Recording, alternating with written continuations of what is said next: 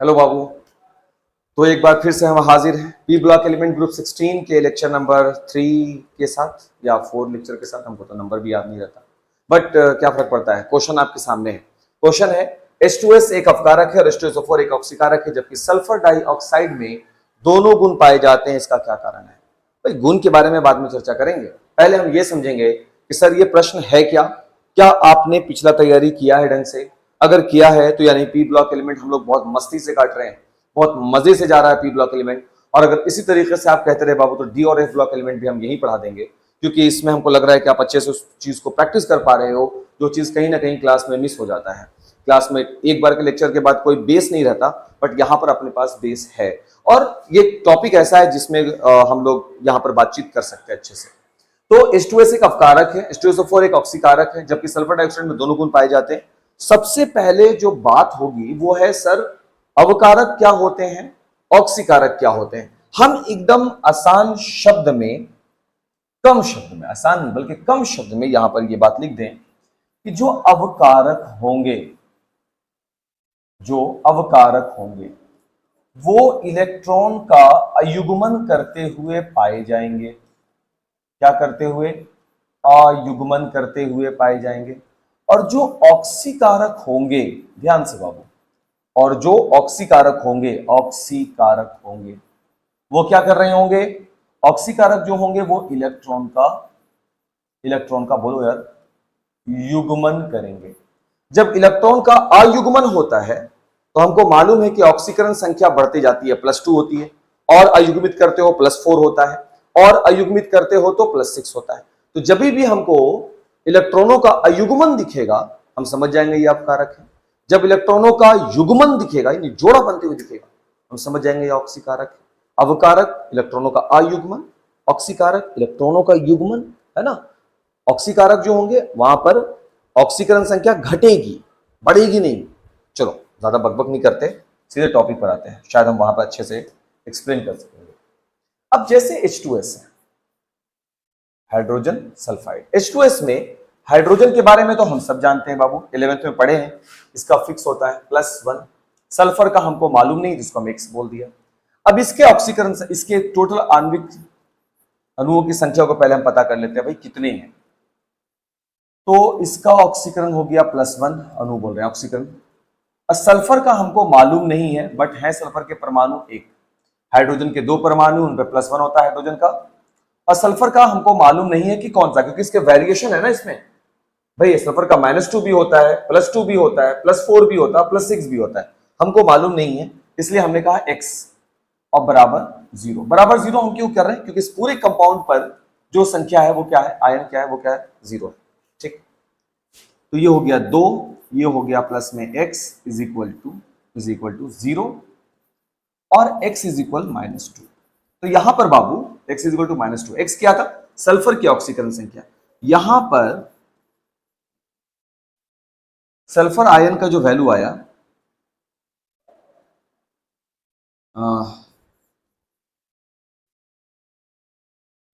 Sulphur ion का जो value आया वो कितना आया बाबू? -2। बोलो ठीक। अब -2 आया तो सल्फर के बारे में हमको पता है कि ये -2 के अलावा ऑक्सीकरण संख्या +2, +4 और +6 दर्शाते हैं। तो हम बोल सकते हैं, दर्शाते हैं क्या ये चीज? पढ़े हैं ना, तो हम यहां लिखेंगे सल्फर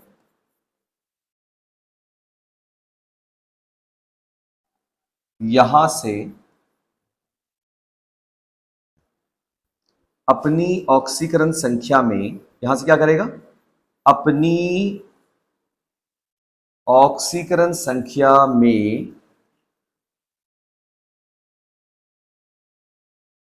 वृद्धि कर क्या कर सकता है? +2, +4, +6 तक पहुंच सकता है। सही बात है क्या? पहुंच सकता है। अगर सल्फर यहां तक पहुंच सकता है तो वो कैसे पहुंचेगा? जब वो इलेक्ट्रॉनों का युग्मन करेगा। अर्थात सल्फर अवश्य ही इलेक्ट्रॉन का आयुग्मन करेगा। अरे भाई अयुग्मन करेगा तभी तो ऑक्सीकरण संख्या उसकी बढ़ती है, क्या हम लोग ये पढ़े नहीं है क्या? तो इलेक्ट्रॉन का अयुग्मन करेगा तो अवकारक हो जाएगा। परिणामतः परिणामतः ये किसका सल्फर है बाबू जो अयुग्मन करेगा? सर ये सल्फर तो H2S का है, तो हम बोलेंगे परिणामतः H2S एक एक अवकारक है। कोई दिक्कत वाली बात नहीं थी। अब आगे बढ़िए, अब दूसरा टॉपिक करेंगे, है ना।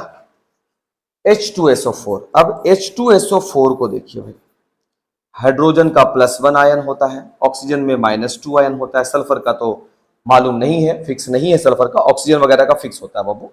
तो इसको चेक करो, टोटल आयन पूरे कंपाउंड पे आयन क्या है? 0। तो हाइड्रोजन के 2 परमाणु है और हाइड्रोजन पर आयन होता है +1, प्लस सल्फर के 1 परमाणु है, इस पर आयन हो गया X, प्लस ऑक्सीजन के 4 परमाणु है, आयन इस पर हो गया -2। पूरे H2SO4 पर आयन कितने हो गए? 0।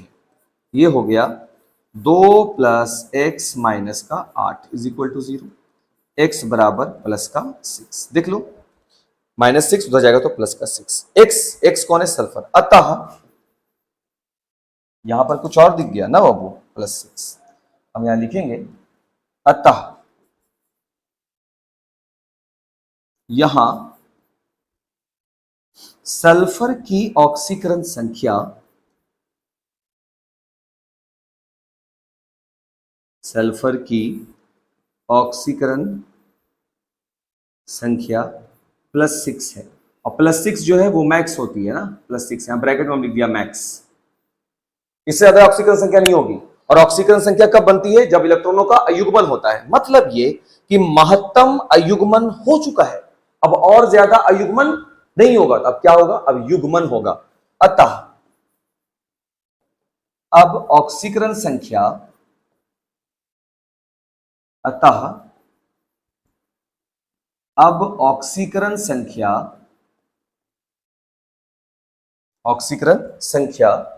यहां से केवल घटेगी, बढ़ेगी नहीं। परिणामतः कब घटेगी ऑक्सीजन संख्या? जब युग्मन होगा। परिणामतः इलेक्ट्रॉनों का क्या होने लगेगा? युग्मन होगा। तुम दिमाग में सेट करो, इलेक्ट्रॉनों का अयुग्मन मींस ऑक्सीकरण संख्या बढ़ेगी, इलेक्ट्रॉनों का युग्मन मींस ऑक्सीकरण संख्या घटेगी। और जब जब इलेक्ट्रॉनों का अयुग्मन होगा, यानी जब जब ऑक्सीकरण संख्या बढ़ते जाएगी, अवकारक का गुण। जब जब इलेक्ट्रॉनों का युग्मन होगा, यानी ऑक्सीकरण संख्या घटते जाएगी, ऑक्सीकरण। ठीक, परिणामतः इलेक्ट्रॉनों का युग्मन होगा, और युग्मन का मतलब है ऑक्सीकारक। अतः ये X, ये सल्फर किसका है? H2SO4 का ना। अतः H2SO4 ऑक्सीडाइजिंग एजेंट है, यानी H2SO4 एक क्या है? ऑक्सी कारक है। चलिए, दो बातें तो हो गई, बट अब सवाल जो तीसरा उसमें जोड़ता है, जबकि सल्फर डाइऑक्साइड में दोनों गुण पाए जाते हैं, इसका क्या मतलब हुआ? अब आइए सल्फर डाइऑक्साइड में बात कर लेते हैं।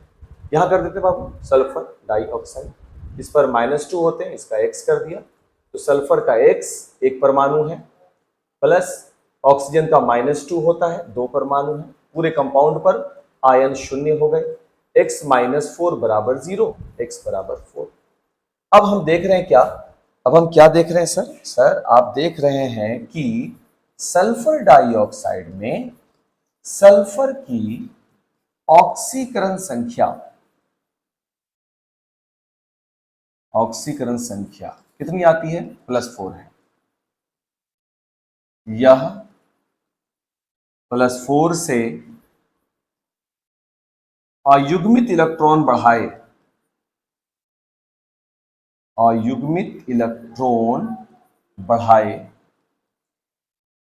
तो +6 तक। सही है क्या? अयुग्मित इलेक्ट्रॉन अगर बढ़ाएगा तो सल्फर का मैक्सिमम कहां जाता है? +6 तक जाता है ना।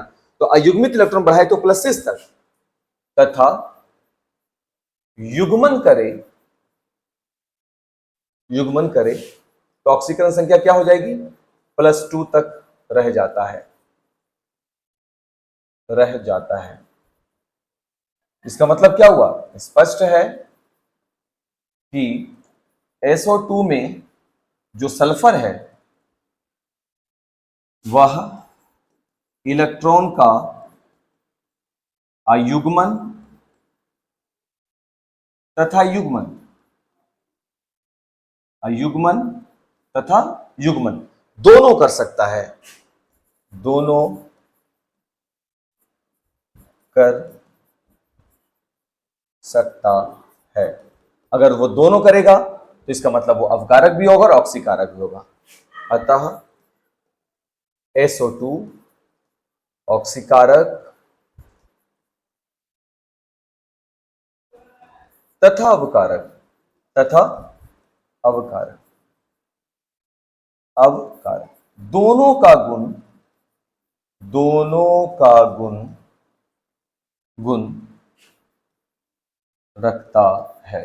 ध्यान देंगे, ध्यान देंगे। कौन सी बड़ी बात सर आपने की? आपने एक प्रश्न बहुत बड़ा लग रहा है, लेकिन नहीं ना, इसके अंदर 3 प्रश्न है बाबू। देखो ध्यान से, H2S अवकारक है, हमको नहीं मालूम, बट हम H2S में किसको देख रहे हैं? सल्फर को देख रहे हैं। सल्फर के लिए हम क्या मान लिया? X, और X का मान कितना निकला? -2। ऑक्सीजन का -2 होता है। वर्ग 17 में जाओगे, फ्लोरीन, क्लोरीन, ब्रोमीन, आयोडीन सबका -1 होता है। कुछ फिक्स होते हैं ऑक्सीजन, ठीक है ना? तो यहां पर X का वैल्यू -2 निकला, यानी अगर हम ऑक्सीकरण देखें तो +2 है। सल्फर का +2 निकला, तो +2 का मतलब यह हुआ कि वो +4 +6 हो सकता है। +2 का मतलब +4 +6 होने का मतलब है कि वो अपनी ऑक्सीकरण संख्या को बढ़ा सकता है। कोई भी तत्व अपने ऑक्सीकरण संख्या को कब बढ़ाता है? जब वह इलेक्ट्रॉनों का अयुग्मन करता है। तो ये भी अपने इलेक्ट्रॉनों का अयुग्मन कर सकता है, और इलेक्ट्रॉनों का अयुग्मन का मतलब होता है अवकारक का गुण, जिससे हम कह सकते हैं कि H2S कौन सा गुण रख रहा है? अवकारक। बहुत अच्छे। H2SO4 एक ऑक्सीकारक है, चेक कर लेते हैं ना। H2SO4 को जब हम सॉल्व किया, कहां पर है सर? यहां पर, तो x बराबर 6 निकला। अब ऑक्सीकरण संख्या 6 से तो ज्यादा नहीं बढ़ती, इसका मतलब ये होगा कि ये घट ही सकती है, और ऑक्सीकरण संख्या तब घटेगी जब अयुग्मन होता है तो बढ़ती है, तो युग्मन होगा तो बढ़ेगी, इस घटेगी तो युग्मन होना शुरू हो जाता है, और युग्मन को क्या बोलते हैं? ऑक्सीकारक। तो ये +6 से +4, +4 से +2 हो जाती है, तो इसका मतलब H2SO4 कैसा बन गया? ऑक्सीकारक। सल्फर डाइऑक्साइड का कितना निकला? 4। अब देखो 4 का मतलब है ये आगे बढ़ करके +6 भी हो सकता है, पीछे जाकर के ऑक्सीकरण संख्या +2 भी हो सकती है, मतलब ऑक्सीकारक का गुण भी और कारक का गुण। स्क्रीनशॉट लीजिए।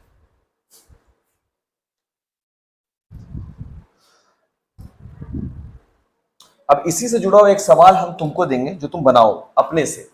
सल्फर डाइऑक्साइड अभी अभी बनाए थे ना, सल्फर डाइऑक्साइड को, सल्फर डाइऑक्साइड ऑक्सीकारक तथा अवकारक दोनों है, दोनों है, जबकि SO3 नहीं, ट्राइऑक्साइड नहीं, सल्फर ट्राइऑक्साइड नहीं। ऐसा क्यों? ऐसा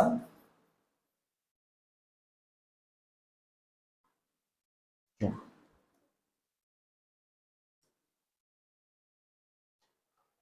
सल्फर डाइऑक्साइड ऑक्सीकारक अवकारक दोनों है, सल्फर ट्राइऑक्साइड नहीं, क्यों? सल्फर डाइऑक्साइड का तो हमको समझ में आ गया, अभी अभी पढ़ लिए ना बाबू। इसका हो गया -2, इसको कर दिया x, तो रिजल्ट आया कितना? +4 का।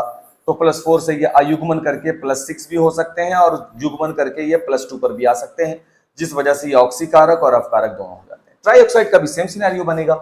x के लिए, s के लिए मान लेंगे x, इसका कितना होता है? -2। ये हो गया x इंटू 1 प्लस, ऑक्सीजन होते हैं -2, और कितने परमाणु है? 3, पूरे कंपाउंड पर 0। तो ये हो गया सर x माइनस का 6 बराबर 0, x बराबर 6। तो ये अपने मैक्सिमम ऑक्सीकरण संख्या को अप्रोच कर चुका है। तो अब ये यहां से घटेगा, घटेगा मतलब कि बाबू ये +4 हो सकता है और +6 हो सकता है, +2 हो सकता है, सॉरी, है ना। और ऐसा ऑक्सीकरण संख्या तभी घटेगा जब यह क्या करेगा सर? जब यह युग्मन करेगा, और युग्मन को ऑक्सीकारक बोलते हैं, युग्मन को ऑक्सीकारक बोलते हैं, यानी SO3 ऑक्सीकारक हुआ। सही, बिल्कुल सही सर, बिल्कुल सही। चलो तो समझो, इसको नोट करो, लिखो, बनाओ अपने से, और क्या। चलिए सर अगला क्वेश्चन देखते हैं। अगला क्वेश्चन है H2S, H2PE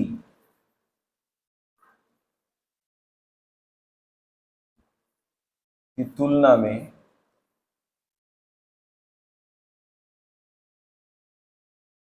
कम अम्लीय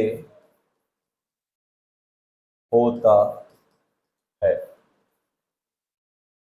क्यों? क्यों, है ना? क्यों? H2S H2TE की तुलना में कम अम्लीय होता है। क्यों? ज्यादा बकबक हम नहीं करेंगे, ये भी आप बनाएंगे अपने से। सबसे पहले हमको ये बताओ अम्लीय का क्या मतलब। आर्हेनियस ने अम्ल की क्या परिभाषा दी थी? जो अपने जलीय विलयन में बड़े ही आसानी से H+ आयन दे दें, उनको हम क्या बोलते हैं? उनको हम अम्ल बोलते हैं। अब ध्यान से देखो, चाहे बात हम सल्फर की करें, चाहे हम बात टेल्यूरियम की करें, ये दोनों ही वर्ग 16 के तत्व हैं। ओल्ड स्टाइल से टी ओ, बहुत अच्छे। यहां पे सल्फर हो गया, यहां पर टी हो गया, टेल्यूरियम हो गया। रिएक्शन दोनों का किसके साथ है? H2 के साथ है ना? दोनों का रिएक्शन किसके साथ है? H2। लेकिन एक चीज बहुत ही अनकॉमन है, वो ये कि ये दोनों का साइज, इसका साइज छोटा है, इसका भी साइज छोटा है। आपस में बंधन ठीक ठाक बनाएंगे, मजबूत वाला बंधन बनाएंगे, क्योंकि दोनों का साइज लगभग समान है। ये वर्ड यूज कर लें, लगभग समान है।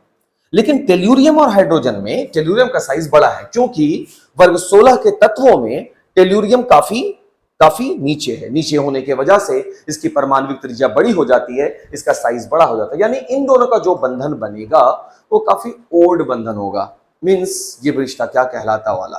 हाँ, जबरदस्ती नहीं, जबरदस्त नहीं, जबरदस्ती का बंधन।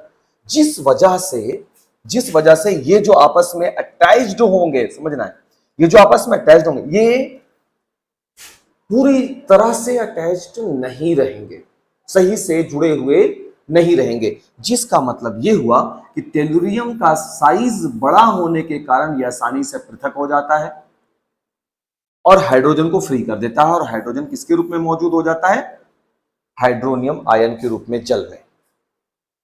आ रहा बात समझ में? तो हम क्या लिखे सर जवाब? हम लिखेंगे कि सल्फर और टेल्यूरियम दोनों ही वर्ग 16 के तत्व हैं। इसको लिखेंगे, सल्फर और टेल्यूरियम दोनों ही वर्ग 16 के तत्व हैं, लेकिन सल्फर की तुलना में टेल्यूरियम का साइज बड़ा है। इसलिए हाइड्रोजन से बंधन बनाने के क्रम में सल्फर तो हाइड्रोजन के साथ जुड़ा रहता है, लगभग समान बंधन होने, समान साइज होने के कारण।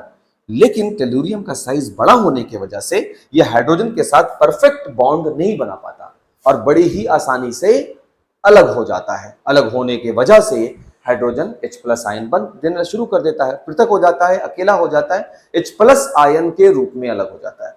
और जो H+ आयन के रूप में आसानी से अलग हो जाए वो अम्लीय होगा।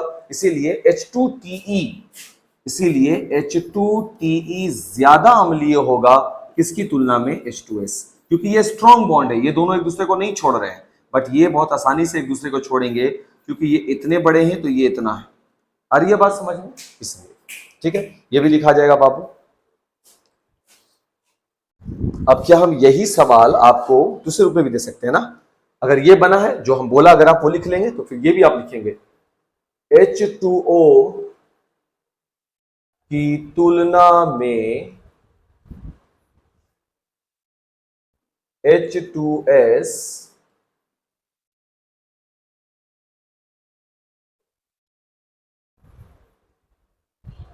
अधिक अम्लीय है, अधिक अम्लीय है। क्यों? कारण दें। तो फिर यही होगा, वर्ग 16 में ओल्ड स्टाइल से टी को। अब बात यहां ऑक्सीजन और सल्फर की होगी। ऑक्सीजन का परमाणविक त्रिज्या छोटा, सल्फर का परमाणविक त्रिज्या बड़ा, रिएक्शन करना हाइड्रोजन से, ये काफी स्ट्रॉन्ग बॉन्ड बनेगा। इनका बॉन्ड इसकी तुलना में कमजोर। यहां देखो, सल्फर का बॉन्ड इसकी तुलना में मजबूत है, इसलिए ये प्रबल हो जाएंगे इससे। अब इन दोनों में इसका बंधन कमजोर होगा क्योंकि ये बड़ा होगा इससे, तो ये ज्यादा स्ट्रांग होगा। जो स्ट्रांग होगा वो आसानी से नहीं टूटेगा, और जो बड़ा वाला होगा वो उसकी तुलना में आसानी से टूट जाएगा। और इस वजह से ये जो रिएक्शन होगा यहां पर इन दोनों के बीच में, तो ये टूट करके आसानी से क्या दे देगा? H+ आयन दे देगा, है ना? क्या हम अगले क्वेश्चन पे आते हैं, है ना? तो एक क्वेश्चन है बाबू कि H2O2 में विरंजन का गुण, विरंजन का गुण पाया जाता है। क्यों? अब ऐसा सवाल हो गया। तो अभी हम इस चैप्टर में ग्रुप 16 में हम क्या पढ़ रहे थे कि विरंजन के गुण का क्या मतलब है। मेरा बेटा बहुत गौर से हमको देख रहा है, अभी बहुत गौर से हमको देख रहा है कि क्या क्या अनाप शनाप पढ़ा रहे हैं। हम लोग के टाइम में तो ये सब नहीं था पढ़ाई ना बेटा। H2O2 में विरंजन का गुण पाया जाता है क्योंकि हम ग्रुप 16 में पढ़े हैं ऑक्सीजन, और जब जब हमको नवजात ऑक्सीजन मिलेगा वह ऑक्सीजन बड़े ही सहजता से, वह ऑक्सीजन बड़े ही आसानी से क्या करता है, रंगीन चीजों को रंगहीन कर देता है। तो क्या H2O2 हमको ऑक्सीजन दिया? जब तक देगा नहीं तब तक बनेगा नहीं। तो H2O2 बड़े ही सहजता से हाइड्रोजन पारा ऑक्साइड है बाबू, है ना। H2O भी दे देता है और O भी दे देता है। O जो है बाबू वो क्या है, नवजात ऑक्सीजन है। और फिर हुआ क्या, यही नवजात ऑक्सीजन,